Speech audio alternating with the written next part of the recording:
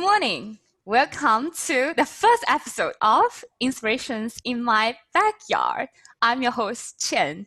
And one of the dreams I wanted to do in my life is to be able to travel around the world, to interview interesting and inspiring people and share their stories and wisdom with the world.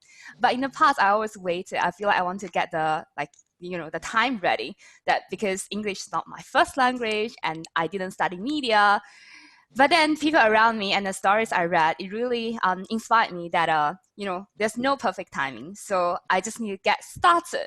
So here I am. And the reason why I call this name Inspirations in My Backyard, because my guests are not superstars yet, but they are our local heroes.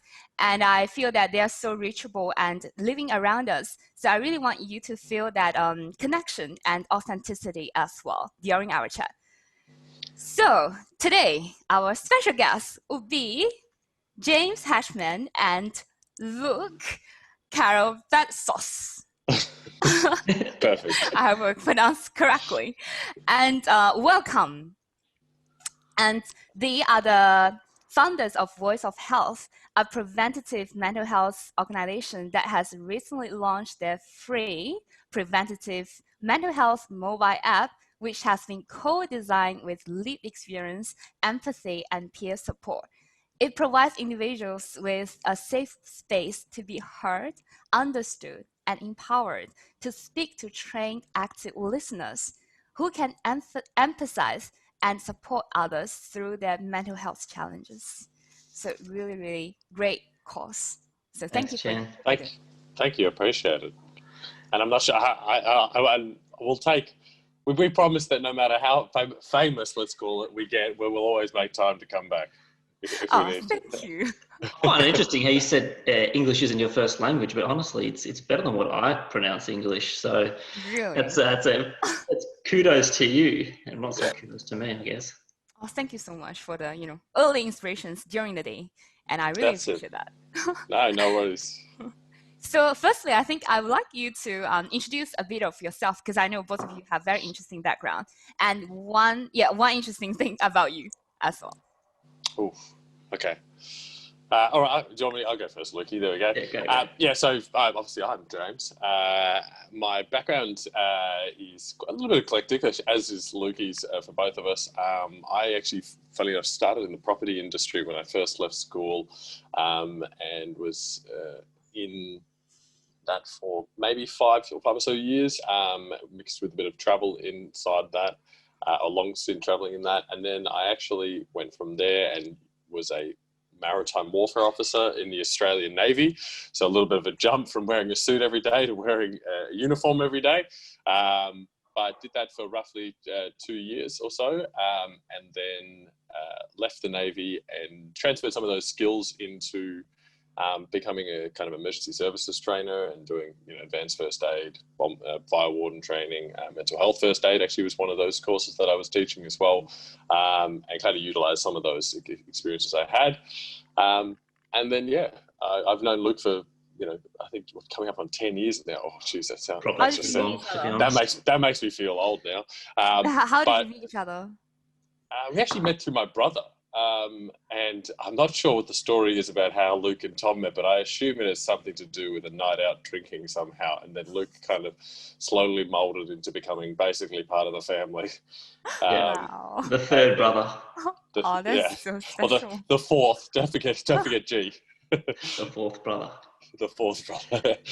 But yeah, and that's then we'll talk more about how Voice of Health came about a little later. I'll let Lukey talk. Yeah, I think I follow suit, James, just a few different areas. So entered the university sort of field. I did a Bachelor of Business and Commerce, and I was like, look, I need to jump into the corporate world. So I jumped in the corporate world for a few years and did some management, some financial project analyst, and sort of like human resources, like integrated in there over the few years. And then sort of realized I was like, I don't think this is what I want to do for the next 40 or 50 years at this point. I think I really want to sort of go back to helping people, going back to what I believe I was born to do. And then sort of did a Master of Teaching and became a primary secondary teacher and entered the field there and supported kids to give them an education that maybe I would have liked. And then sort of through that, our own lived experience, James and I sort of came together and started Voice of Health, and sort of our relationship and our bromance, you could say, sort of went from there, and to where we are today. How did you just, think of doing this Voice of Health? What made, what's the first thought? Yeah, so I think initially we definitely wanted to start a business, like Luke said, in terms of it was a thing that we wanted to kind of do something innovative, and at the same time we also wanted to try and help people. I think that was always something that we wanted to do as part of our kind of core, and I guess Luke and I represent two sides of the lived experience, in that my history with lived experience of mental health is through supporting close family members through some pretty tough times. And Luke represents the side that has actually lived through it himself. And I'm sure he'll touch on that at some point today. But then combining that with our want to, make something happen, start a business, but also wanting to kind of involve technology and an kind of innovative way of doing this and really trying to transform this space, and identifying the gap in the market that is that, there is no solid, scalable, preventative mental health solution out there. That's kind of how Voice of Health formed its beautiful flower in the backyard that we're in at the moment. Oh, that's you touched about your core, right? So how did you find that core? Because obviously both of you have done so many different things before that. But is there any specific moment and made that happen that, okay, so this is not what I wanted to do and this is my core? Good question, actually. Good question. What's sort of sticking out for me? What's sort of sticking out for me is it has to be through my lived experience, to be honest. And it was the point at which I was probably at the lowest low, where everything became really difficult in my life, and I started to question everything. I started to reflect on what I wanted to do, where I wanted to go, what gave me the fulfillment that I sort of deserved. And sorry, could you just tell us a bit about what is about that on your lowest point, and how did you describe that? What happened during that time? Yes, the way I sort of like to describe it is that over the last few years, I've danced with my anxiety. Okay. When it was really, really early on during the darker days, it took control of my life. So it made the things like going out to see friends, going to the gym, organizing meetings, lasting a day at work become really, really difficult, and sort of being influxed with panic attacks and heart palpitations and all those little nasty critters. And over the years, sort of doing that self-reflecting and building that self-awareness, I sort of noticed quite a few things that a lot of people would continue to provide me with advice. Okay, which was they had the best intentions. It's a natural response to think that that's how you should support someone, but rarely anyone would just sit there and listen to me. Would sit there and just provide me with a space that I could open up, that I could feel free to share my thoughts and really be heard with what I was going through, and could empathize with me. And so I found a point actually through that there was people that could do that. And what that actually did is create a sense of vulnerability and trust, and a space where I could actually grow and develop a self-awareness skills, because they would constantly offer me questions and reflective techniques to start to direct my thoughts to a particular area. And then sort of through that, I was able to essentially at that point take control of my anxiety. So now it wasn't part of me inside me, now it was external of me, and I could see it. Okay. And I was able to, that's the way I sort of use the metaphor of dance with it. And so some days the dance might be fast, some days the dance might be slow, but I've learned to sort of keep it to a slow form. But I understand that if it goes to a fast dance, I know what I need to do for myself to slow it back down. Which then links to sort of that that need for fulfillment in my life. That need to go down to, okay, I've been at quite a low point. Life is such a precious thing to us, and you only get one shot at it, and you never know when it's going to be taken away from you. And so I was like, okay, I need to start thinking about, okay, what are my values? Where do they lie? What are my needs? So my values are always around helping others. My values are always around sort of sharing the skills that I've learned and using the networks around me to better someone else's life. And so I was like, well, what is the best way for me to do that? And is there All right, people how did you find these values? Is it through reflective journal, or because this is a very good question, because a lot of people, we don't really know our values are. So then Yeah, how did you discover that? good question. How did I discover it? It was honestly through self-reflection. It was understanding myself as a human being, understanding the journey that I went on and how I got to where I got to today. It wasn't a particular thing, because I think the Japanese use ikigai or ikigai, where that helps you form the foundation for what you want to do in life and what is your purpose. That could be a really good start if someone wants a practical sort of step guide that could help them. But for me, it was self-reflection all the way. It was gaining different questions. It was shifting my perspective. It was, I think maybe James could even touch base on sort of what it means to him too. Yeah, it was interesting because Luke and I, we looked at our history and went, okay, everything we've ever done was all about helping others, and that was where our kind of passion was. So we were like, okay, let's try and help others. Then we went, okay, well, where does our experience lie? Well, we have a lot of experience within the health space. Okay, well then let's explore the health space. And then we went, okay, where's the biggest need, and where does it tie in with our experience ourselves? And so we went, oh wow, mental health. That was an easy decision, because we have experience in the Luke's worked in physical health, and I've worked in the kind of more like I said, the healthcare, we'll call it healthcare courses and stuff like that. But mental health is where we both kind of realized that we had the most passion, had the most kind of lived experience. We're able to kind of tie a lot of things into that one space, and we actually did what we call it, I don't know what we'd call it. It's kind of, we call it a why workshop in a way, where for us, we literally just got a whiteboard and we put, something, I think right in the middle, I think it was like, I can't remember what the first word was, but it might've been just literally just like mental health.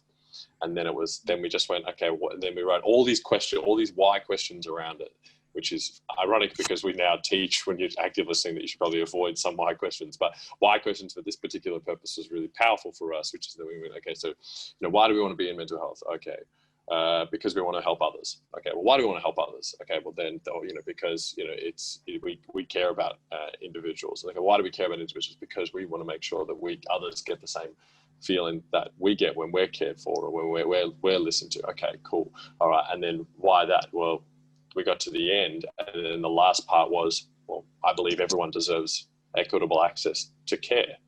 And so then when we stopped at an I believe, we knew that was a value. That was something that was important to us. We kept asking the why question until it stopped, and we got an I believe. And then we wrote all those down, and that's how we kind of turned that into the core values of what our business is, because it wasn't about just like, it wasn't even necessarily about the idea itself. It was just about what do we believe, and then how do we make sure that is filtered into every single business action that we take. And that's reflective in our business model. It's reflective in our app. Our app, like I said, our app's free for that exact reason. We could easily charge for the work that we do, but we go, well, our biggest value is equitable access. So we need to work even harder to make sure that everything we do follows that same value. And so that forms the foundation for any idea that we had in the future.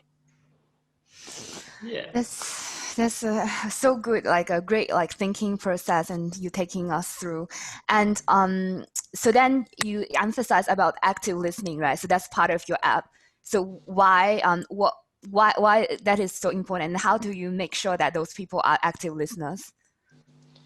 Yeah. How do we choose active listening? I honestly think active listening, I think I would have to give Luke credit for that. We knew we wanted to be in the mental health space, but originally the idea was slightly different in the way that we were going to be approaching it. And Luke went, this is this active listening stuff. This resonates with us because for us, we're very much about. I think that's probably how we ended up in preventative to proactive to preventive early intervention is because we went, well, how do we attend to that individual as a human being, and how do we provide them with a safe place, and then how do we use what Luke had learned and what I had provided to other people when it comes to active listening. And we were like, well, all the language around this is exactly what we resonate with, and then we were then able to then pull a whole bunch of resources that we thought were also relevant. So we do teach an active listener training course, so we teach that, but it's not just pure active listening. We talk, like Luke said before, touched on a couple of the subjects before, which is that we actually, we talk about intent, we talk about listening, we talk about empathy, we talk about shifting perspective, understanding motivation. All of these things, it doesn't matter who you are or your situation is, you can use those to provide support to someone else because you're just providing a safe place. And the impact of crafting a thoughtful question and things like that. The word active, not just listening to someone, but actually actively listening to them. Is I think kind of what we resonated with, and that's kind of how we got to where we are. And so, yeah, I think it's really it's really sort of pushing those soft skills, the soft skills that maybe haven't been as emphasized through the education system that students, and then obviously goes into university students and then flows into adults, that they don't have the foundation of, or they maybe don't lack the awareness of it. And so they're always really focused on these sort of hard skills, but all those internal questions, they require practice and they require sort of repetitive actions to really build, just like you would in a gym. You lift weights, you should grow muscles. You practice your soft skills, you practice active listening, you practice reflection. You practice meditation. You're not going to get it straight away. It's a repetitive action. It has to be consistent. And we wanted to show that there is power in these soft skills that can actually prevent you from going into sort of that episodic healthcare sort of system that we sort of currently have formulated, which we're trying to make sure that we fit in the preventative side to remove someone from even getting to that particular stage, so they can improve their life and actually give them the tools they can to improve their life and not have to rely on someone else. Because we all have the tools. They're all inside of us. Some people might not know it, some people might know it. We want to make sure that we can unlock someone's potential, and that if your identity or if your purpose has been lost, that through these skills, you can actually find it as well. And so that's sort of the formation of this training. Yeah. So then how do you define active listener? Because, for me, this term is familiar because I have a background of studying master of social work, and then we did talk about to be an active listener. But for you, how do you define being an active listener? Yeah, I think for me, it's the ability to be able to kind of initially start off with just providing a safe place. So you're building that initial piece of trust between you and the person. Making sure that they know that you have their best interest at heart, and once you work to build a little bit of that trust, then naturally you're going to move into trying to best empathize with their situation, putting your own agenda aside, and then as that continues to go on, people often ask us, well, what's the perfect question to ask someone who needs help? And I always say there isn't one, because you needed to have really built that trust, start to empathize with their situation, and then the right question will start to form itself, or the right set of questions. There's no one question either. It might be that you have to take them down a path of asking them a number of questions because people often say phrasing and paraphrasing because they want to reflect that they've understood someone, but sometimes a really well formulated question can show that you really understand someone's situation, and it was the one thing that they needed to hear someone ask so that they could ask themselves that question. And so that's kind of my definition of active listening is asking them the questions to keep them reflecting and find the answers, like Luke said, that are naturally inside them. They just need someone to help shift their perspective towards them.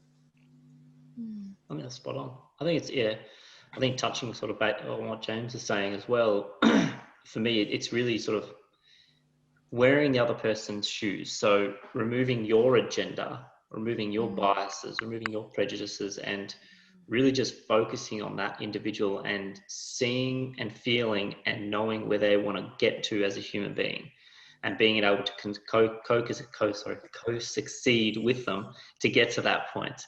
A really good quote that actually, I know James likes this one, that I typically like to use is, transparency is letting someone into your house, but vulnerability is letting someone into your house and move the furniture around. So we're really good at being transparent and open. However, when it gets to the vulnerability stage of actually making changes in our life, people start to back off and freak out a little bit. And so through subtle questioning and shifting that perspective, we can start to really foster and create an incredible space where vulnerability can actually take place, and people can make those changes and sort of identify them in their life. And so that's where the magic really, really starts to happen. And that's where the sort of the transformation happens in people's life. And it's really incredible to see that what we've actually been able to accomplish is actually doing what we set out to do. I think that's the incredible part, is the feedback we've got and the lessons we've learned along the way, even with ourselves, and the challenges we've gone through, that it's all coming together to a point that all this sort of richness and the magic, as I like to say, is coming out. What's the biggest magic you've received after doing this? So you did this is it a few years ago back when you first started? So how long? It's coming up on 3 years. 3 years, okay. So during these 3 years, what's the biggest magic you received? I guess it's for me, it's when you meet people that go, oh my God, why wasn't there something like this previously? Like, oh my God, this is awesome. Like, this is like when you get that feedback, I think that's a beautiful thing. But then also on from that is when we hear from our active listeners that they got amazing feedback, saying that this person was the most, we had one person say that our active listener was the most empathetic person that they'd ever spoken to, and that they had provided such a safe place that they felt like talking to them was more valuable than any healthcare professional they'd ever spoken to previously. And this person was our active listener even said, oh, look, I'm not even 100% sure I did that much. And I'm like, what did you do? They said, I guess kind of listened, empathized, and then asked them lots of questions. And I said, you've nailed it, because you've given them a space to be able to self-reflect. So for me, that's even just that one little moment is enough to kind of make it worth it. That's so good. And I'm just kind of curious. So what's the difference between like having this pure support rather than going to see a psychologist? Yeah. I think what we like to really distinguish is that we're not competing with those services. Clinical services are definitely in use. Okay, they're definitely needed. What we like to say is we can be a preventative supplement or used in conjunction with them as well, or a really good first stepping stone that someone can take to really sort of get the courage that they sort of get the courage to make that first step to seek additional support, or generate some skills and some self-reflection to then go and see a counsellor, psychologist, psychiatrist, whatnot.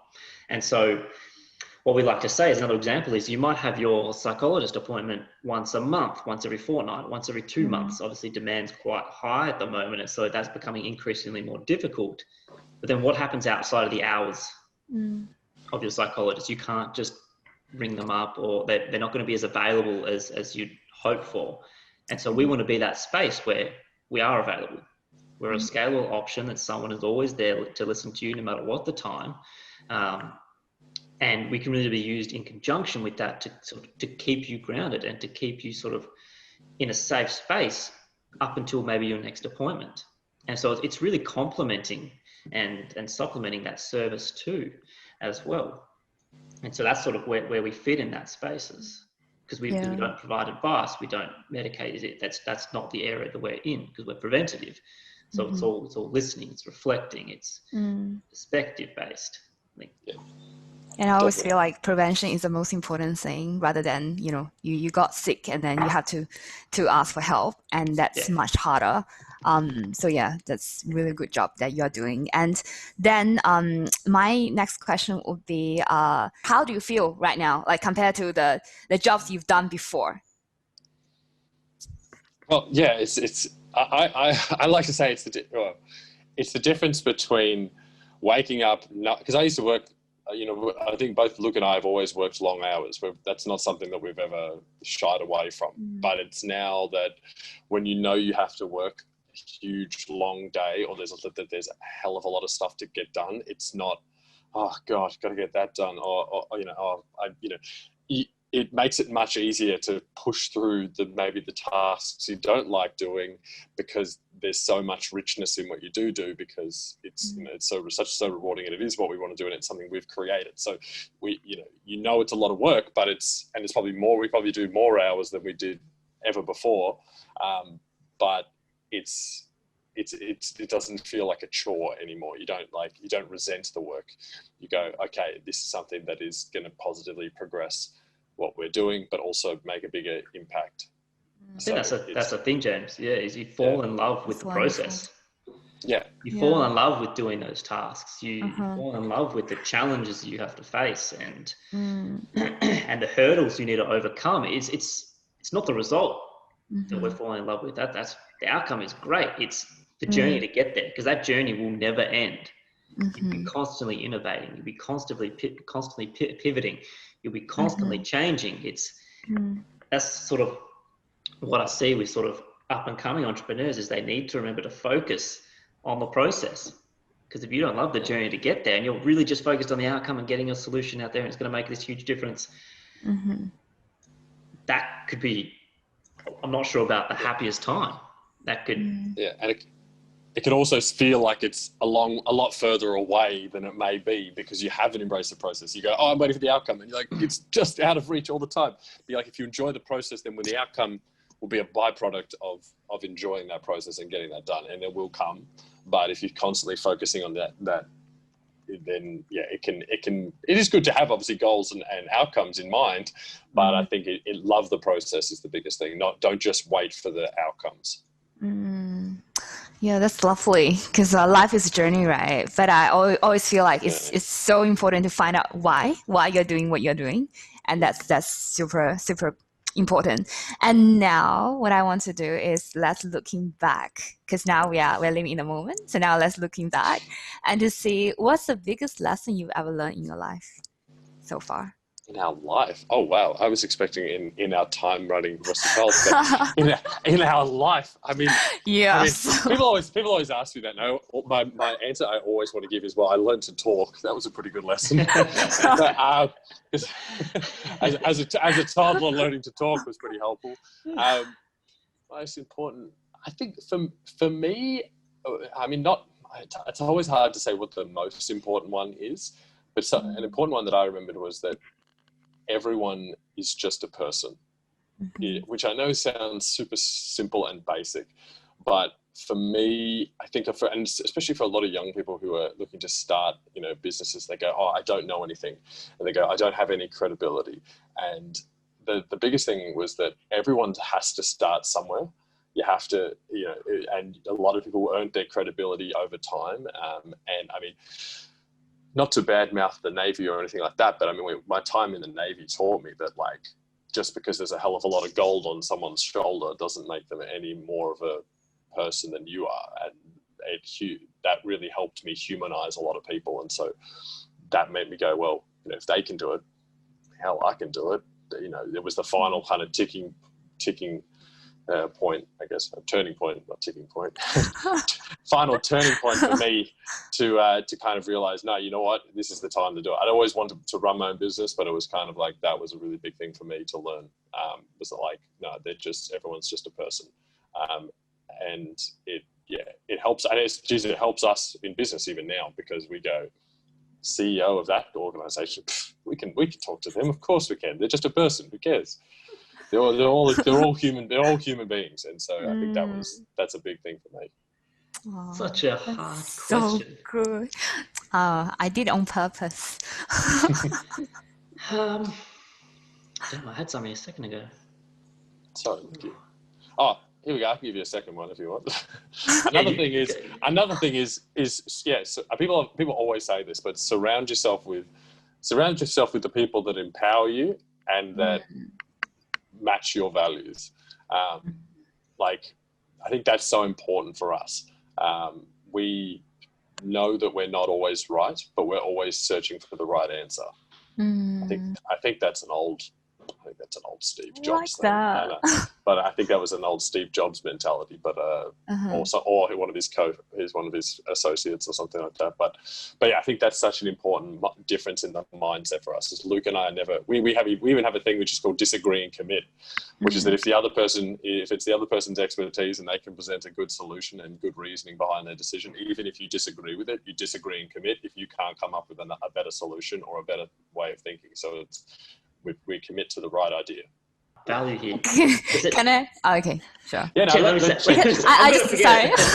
want to add a little bit because what James just said, I feel like so resonated with me, because for me, when I was, just started I really wanted to do media. And then there are some people will say like, okay, media, and how do you compete with locals? And, English is not your first language. And that really makes me feel that, okay, so I shouldn't hang out with those people, because I feel like it's really, they put you down. And I really feel that when I'm with people who believe in me, that's how I shine. So that's why I think that's so true what you said. Yeah. No, you do shine. It doesn't like that. You do have a natural personality that draws people and makes you want to open up, makes you want to have a nice conversation. So if you've got that, who cares if English is your second language? Stuff that. We've had worse interviews with people who said English is their first language. So don't stress. Thank you. 100%. You made my day. I think what really sticks out for me though is when you strip everything back. So context, if anyone hasn't read it, go and read The 5 Regrets of the Dying. Okay, go and read that. It's really, really... Sorry, 5 Regrets of Dying? 5 Regrets of the Dying, yeah. So it's about a nurse who used to work with palliative care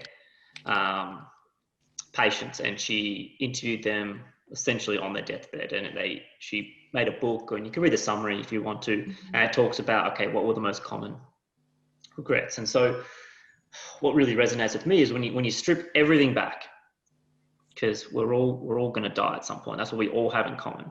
That when we really strip everything back and take it back, people will disappear, things will disappear, achievements will disappear.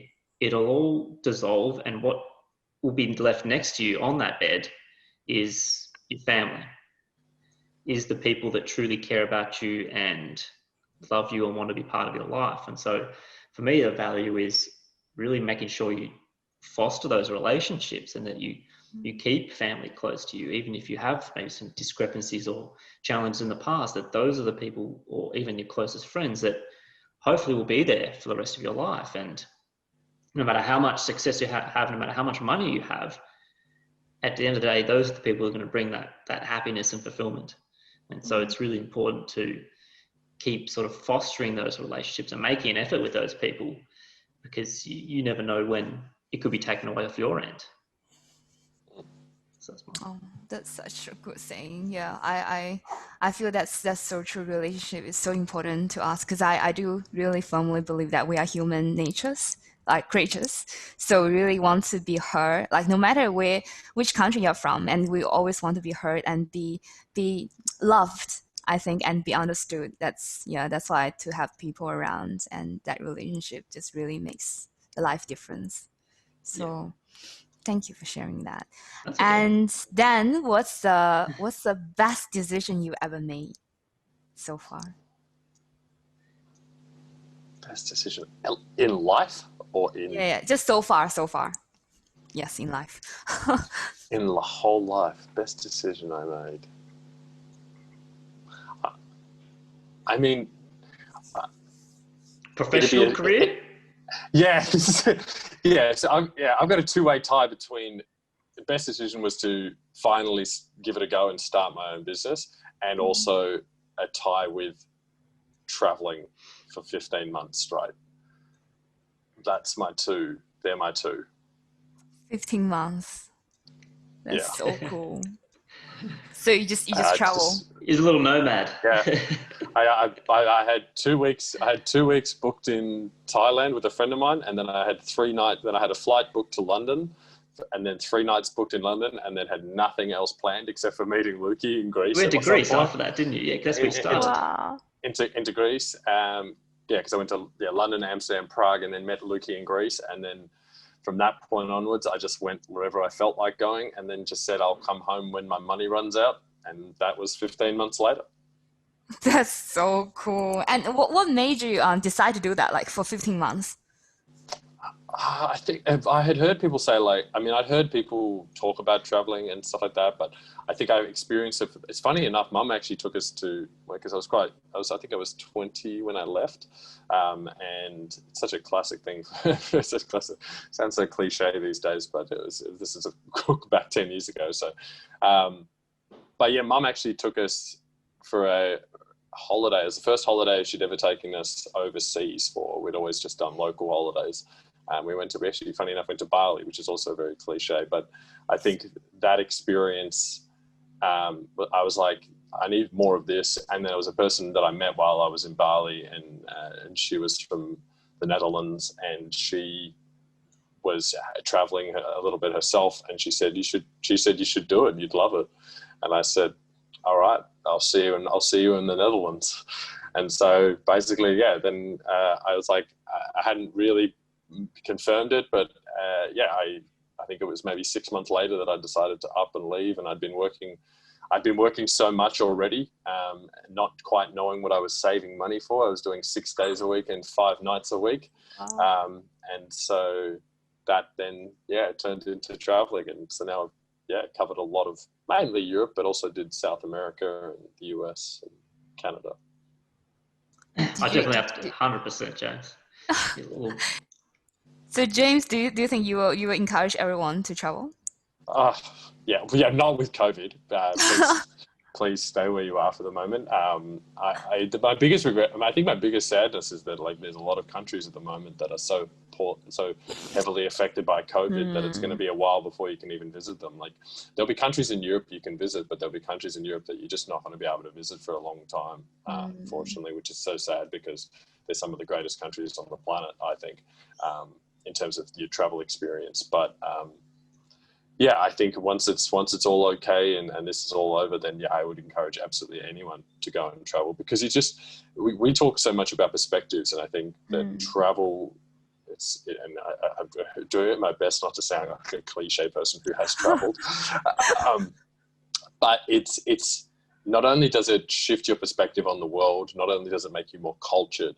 I did it solo, which adds an additional element to it. I had moments where I met up with, obviously, like I said, Lukey, and I met people on the way, but solo was an interesting experience because not only did it force me to kind of reflect on myself in those moments where I was by myself, but also it forced me to reach out and meet people, and also, that were from different cultures, and taught me a lot about that. But it was another thing that people often don't talk about is that when you do travel by yourself as well, you can be a different person, not in a weird way, but you can be a different person in every single city you go to. You know what I mean? You get to be a new version of yourself every time you shift to a new city. And that was kind of cool in a way, in that, and it's not a new version. It's not a new version of me. It's just a different part of me might come out because of that city. So I think you get to see all of the different parts of yourself as you do it. And you kind of learn what you're made of in a way. Yeah, exactly. Just recently, I heard someone told me that actually for us, like for everyone, we have different identities within us. And so, it's really meshed with what you said just now. Yeah. I love it. All I remember saying, Greece was definitely James's party characteristic and the party side. It's just this one. I wonder who brought that out. There's this one story. So we flew into Santorini, and when we left Melbourne, I had a fever. When we landed in Santorini, I was just dead, absolute fever, shaking. I was like, I can't go out. This is horrible. I'm looking at the most incredible view of my entire life, and just need to stay in the room. And all I remember what happened is something happened. James told me to get up and then handed me this bright blue cocktail and said drink up, let's go. And from then I was like, okay, we've got to force through this. And then sort of it just kept going from there. And so there's definitely some good adventures that Which we was a had switch of the roles usually, because it's usually you handing me drinks. Oh. But this was the one time it had gone the other way, and he was able to kick on. This is true. This is true. So definitely some good stories there. Yeah. But I'm just trying to think. Yeah, for me, so I want to say travel too, but I'm also conscious of that you can't travel now. So it's sort of like we recommend traveling, but you can't do it probably for the next couple of years to most of those places. Pacific Islands, maybe, hopefully soon, around Australia. Fiji, go to Fiji if you can. That's my biggest. It's amazing. Sorry, keep going. Yeah. I'm gonna get back there. And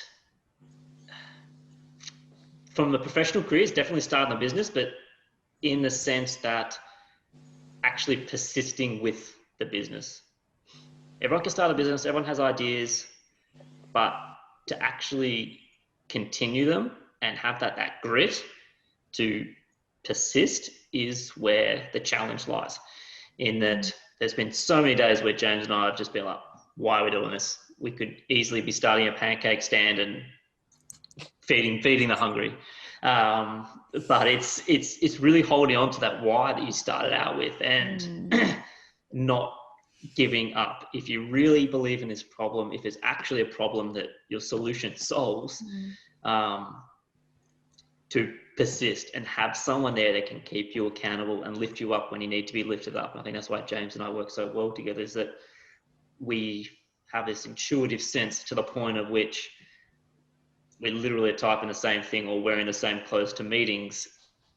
And So you never had any conflict between you?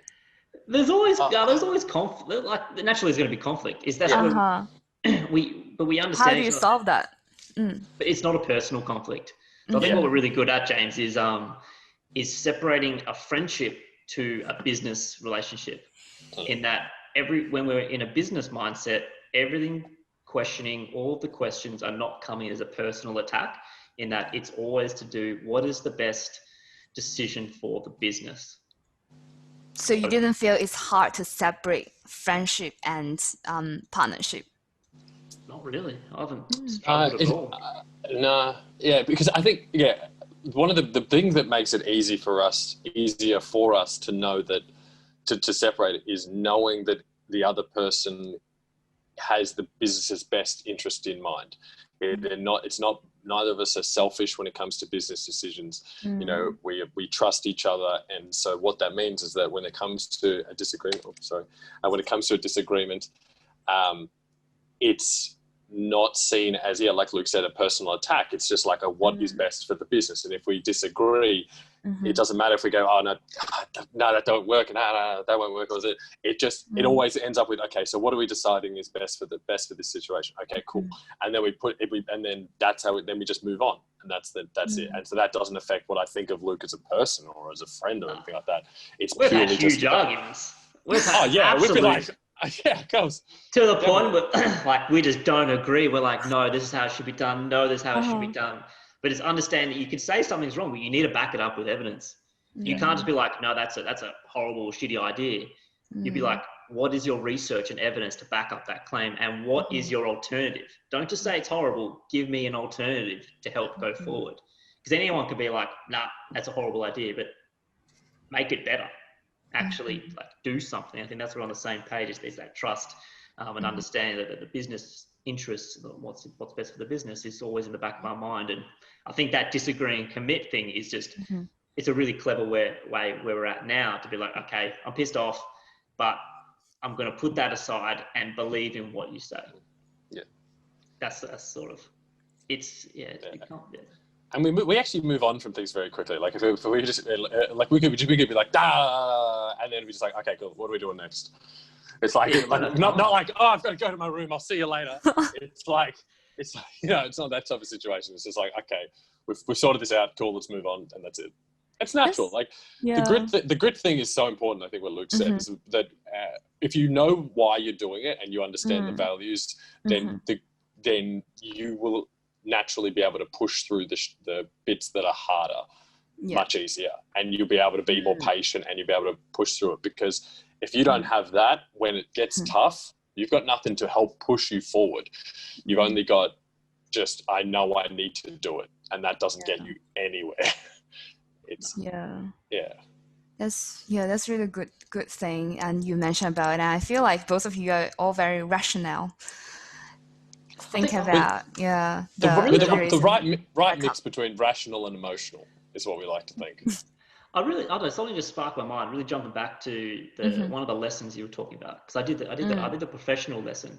I think a personal lesson, it just sort of popped into my head now. No idea how it got there, but that it really touches base on what James says. Everybody's a human being. Don't judge someone who may be less than you, okay?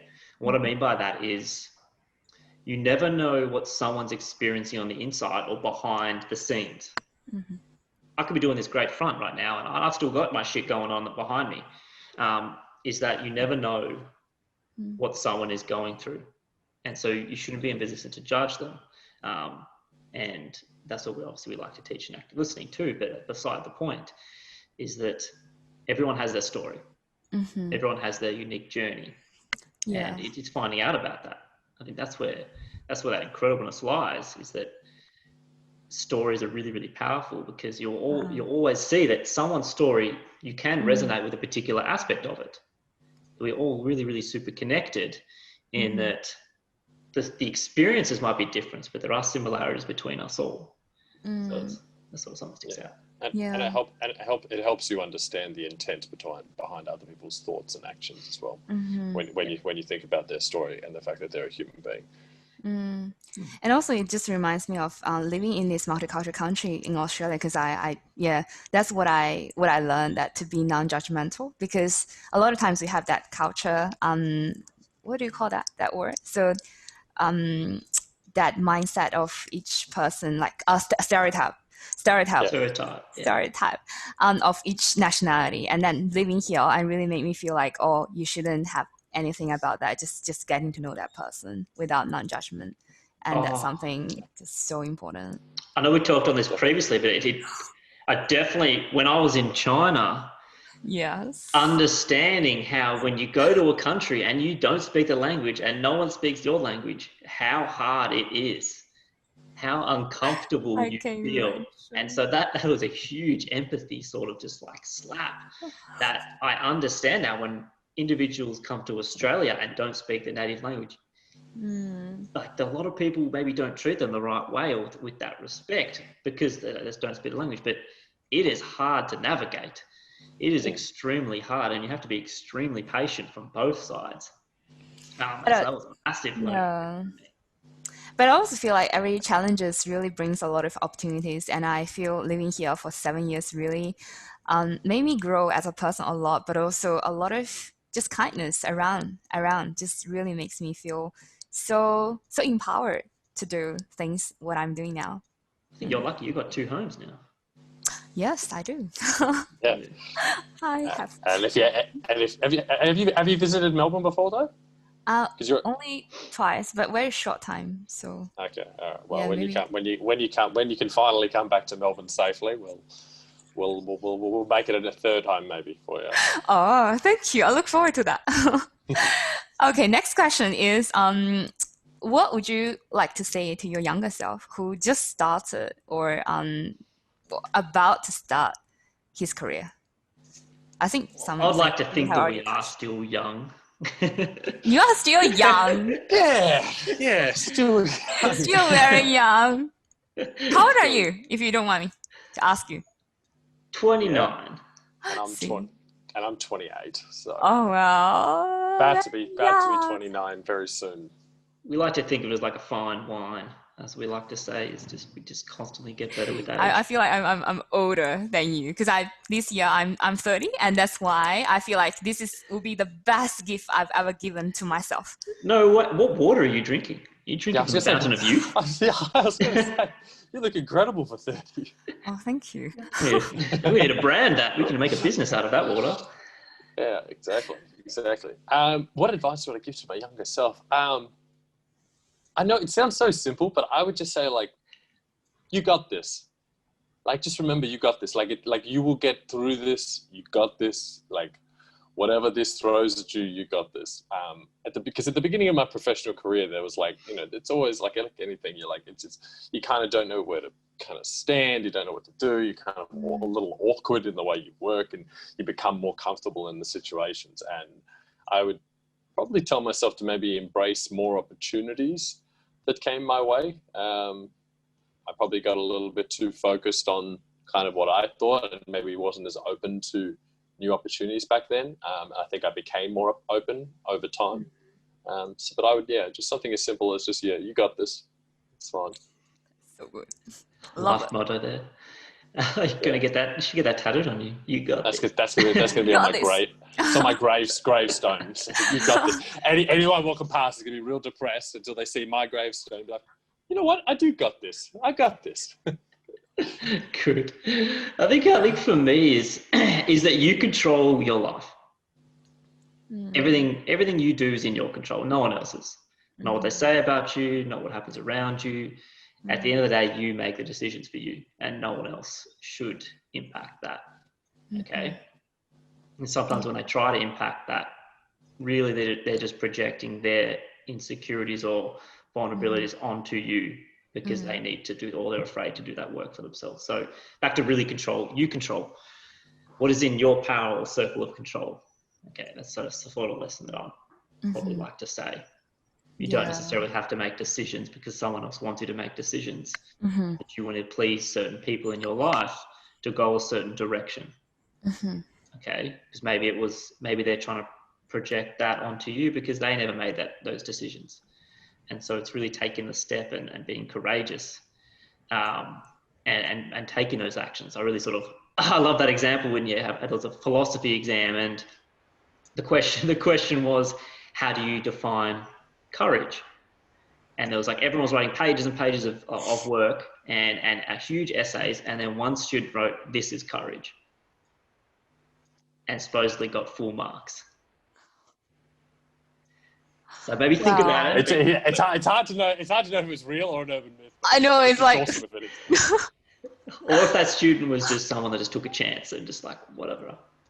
But when you think about it, that's actually the case. Like, it's so hard to define it, but in that little sentence, it shows it as well. Yeah, but I really feel that's something I learned as well. Like you said, you are in the driver's seat, and you can make everything happen if you want.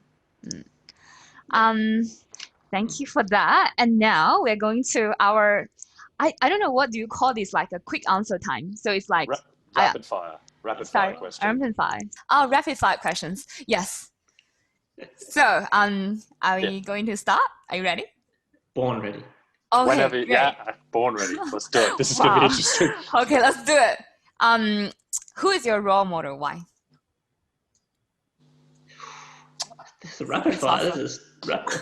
Something comes to my mind. My dad. Why?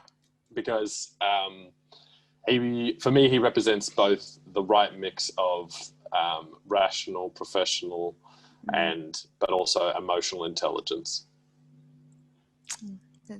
You're so lucky. I don't really have a role model, to be honest.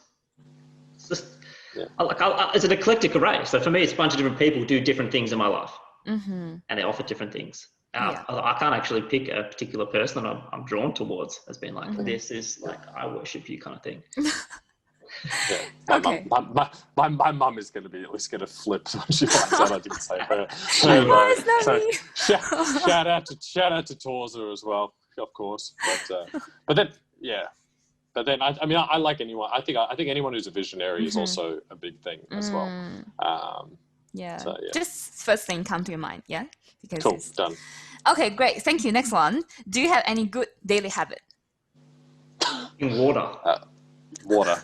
Drink water, Drink water. First thing you get up, last thing you do when you go to bed. 100%. Yeah, 100%. So you have the both answer, like same answer. Mine's cold showers. Cold showers? Cold showers, yeah. How long is your cold showers every day? 4 to 6 minutes. Wow, that's so short. Sounds horrible. Yeah, it's usually every morning is cold, but not every evening is cold, because sometimes if I'm not feeling well, the warm shower at night's better. Oh, Like sorry, you most- said cold showers. Yeah, cold. You know what I listen to is like couch. I feel couch time. I don't know why I like in my mind it's like No, couch not time. couch. No. Cold. Cold shower. I showers. heard that people say it, but I feel it's too hard for me. No, I can't. I've been doing it for a long time, so it's fine. Yeah. What did you get the benefit out of it? You actually, it's just something about like how your body feels in the morning in terms of like the stress, because it's a bit like when you, I don't know, this is the weirdest description of it, but you know when you fry a steak, it tenses up and then you let it rest. That's what I think a too hot of a shower does. It tenses your body up and you've just been relaxed for the whole night. And so if you put cold water over it, it wakes it up, but it keeps it mellow. So you come into your day not tense, you come into your day calm. Wow. Never Luke, knew you are you had going to cold try showers. it? Luke, are you going to I try it? tried to, and I was just like, not for me. Like, regardless of the benefits, I'm not at that stage. Okay, next one. Is there any book that has ever changed your life? Oh, Well, probably the 5 Regrets of the Dying. that's a good one. I didn't realize you read What books. do you mean I could read? No, my answer was going to be, I know this is a bit of a weird throwback, but I read Richard Branson's Losing My Virginity a long time ago, maybe when I was like in year 12. And I think that kind of opened my eyes to like the fact that you didn't have to be for me, I think when I was in high school, it was like you had to be some sort of genius to be that type of person, or you had to be, but like it I don't know if this makes sense, but it closed the gap between how I felt, how far I felt away from that person. I was like, detached. Like, and I think that kind of started the mindset, because even I look at like celebrities now and I'm like, you're just a person. Like, come on, man. Like the fine line between being like just, you're a normal person and being, someone like Richard Branson is not as far as I think a lot of people think. So I think that's a book that changed my mentality with that. Wonderful. Next question. Do you have any mantra? Like, what's your mantra, or do you have any favorite quote?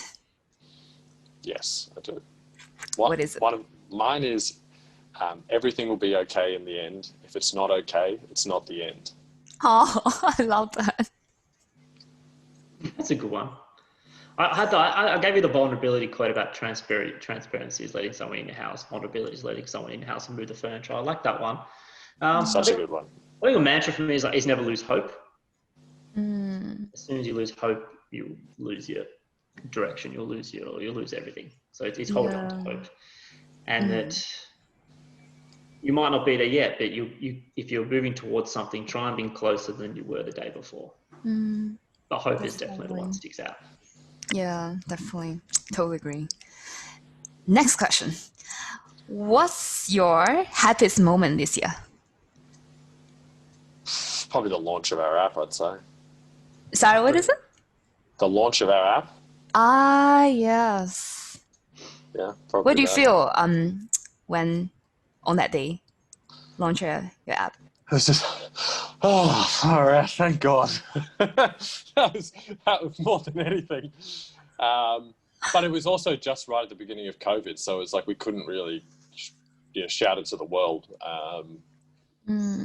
But yeah, I think it's been probably that at the moment so far. I'm saying that, but I'm also saying in Melbourne when the gyms opened up for that 2.5 weeks and I could go to the gym after lockdown. I think that for me was like one of the happiest moments. Yeah, the 2 yoga classes I did in that week were the best ever. I've missed them so much. I think also another happy moment for us, James, is we've met a lot of incredible people this year. We've been able to doing Zoom meetings is like it's preferable for us because we can just get so much more done and be so many more different places. And actually, How did you meet so many great people this year? How do I point to him? Not last year, but this year. Him. I leverage LinkedIn super No, hard. him is here. Oh, am I at the bottom? Yes, that's from my screen. Yeah. Okay. I think leveraging LinkedIn, generally wanting to help other people is what we sort of come from, and really understanding where you fit in that space. So I hit LinkedIn hard, and then I love LinkedIn because that's where I met you both as well. Yeah. And shout out to Sam. Yes. Sam. Shout out to Sam. We were talking to Sam this morning. Oh, Yeah. Reminiscing with him. Yeah. lovely. Okay, next one. One thing that you look forward to by the end of this year. Gym's opening up. The release of our Android app. Yes, I look forward to check it out as well. Yeah, That and yeah, sitting at a cafe. Oh god, yeah, that'd be so nice. Yeah, 100%. sitting down for a meal that I don't have to do the dishes for. Yeah, no, not using Uber Eats. Yeah, all of those things would be nice, I think. Yeah. These little simple things, right? Just yeah. Yeah. Okay, last question. If you have all the resources, money, and time, you can do anything like in your life. What would be the top one dream that you want to achieve in your life? I love it. Rapid fire question. That's the last rapid fire. That's the rapid fire question. Holy moly. First thing came to your mind. I mean, I would say keep doing the work that we're doing, but on a bigger scale. We can we are a seed of what we could be if we had all of the money and resources in the world. And you know, it's also naturally the world is in a bit of a lockdown at the moment. But for us, if we could do what we do and we could continue to travel the world, doing the work that we're doing, continuing to speak to amazing people and reach as many people as possible and use what we've created to change them, then I think that would be rewarding because it would tie in a few things. It would tie in our passion, the work, making a difference, a little bit of travel and seeing new things, meeting new people, and doing it with Lukey beside me. Stop it. Oh. Okay, I'm going to take a different approach. Of course you do. A couple of, I can't think of one, but I'm thinking things that are popping in my head now. Make international travel free. Okay, if I had unlimited money, if I could do whatever, anything, I would make that free. You've got real unlimited money. I've got real unlimited money. We're not talking Bezos money. We're talking unlimited money. I would remove poverty. I'll make sure everyone has a house or something to live in. I would make sure everyone has fresh water to drink as well. And part of me, like, I've got to be careful. I've got ideas, but I'm just like, are they politically correct? Probably not. Is like remove terrorism. Yeah. Remove fear, almost. Remove fear. Yeah, that's what I'll probably do. It's probably not one thing, but a couple. Yeah, you went real unlimited money. Like you are like you're talking mad money. Money. You've gone on another scale, but I like that. I love those. Like both of your dreams are so cool. Yeah, definitely. And we need to have more people like you. We need to talk to more people like you, though. That's what I would want to do. I would want to come to Adelaide and hang out with. Please, I would love to give you a tour. So I will be the local guy. You'll get the best local guy. I'm holding you to that. You know that, right? Yeah. Do you have any final words? Coming to the end. I think 1 hour already. Yeah, no, I would just say thank you for having us. I mean, it's amazing. I think your questions are incredible. I think it's you do a fantastic job, and we've done, like I said, we've done some interviews and stuff like that, and panels and things like that. And I think you bring a kind of warmth to the space that makes it easy to share, makes you want to share. So I think that's fantastic. And yeah, I mean, I don't want to be that person who plugs our organization, but if you want to check us out, just Google Voice of Health, and you'll be able to find us. Yeah, spot on. And so sweet. I'll usher what James you just said as well. But it's like something's resonated with me is the backyard. The backyard is a space that is your space. That is something that you can create. You can create plants. You give it love. You watch it grow. You see it flourish. That's taking that leap of faith and actually doing that. I think is incredible. And my advice to other people is, you have one life. give it a crack. If it fails, you've learned a lot of stuff along the way, hopefully. If it doesn't fail, you just end up back where you started. You haven't lost anything. You can only gain skills and lessons along the way. So if you're ever thinking about something, give it a crack. If you need to reach out to us, hit me up on LinkedIn, maybe me instead of James. For LinkedIn, we'll happily sort of, give you some recommendations or along the way. But thanks for having us. I want to say thank you so much for being my first guest for this episode, and it's such a pleasure for me to talk to you both, and the things I've learned, and you got this, and the values, and then you have to find your why for what you are doing, like everything, and really resonate with me. And I feel that we have like so much things in common about the values. And I also feel that the wonderful things you are doing. So please check out the Voice of Health. And that makes the world a better place. And thank you so much, both. Thank you. Okay, I will see you next time. And come to Adelaide, find me.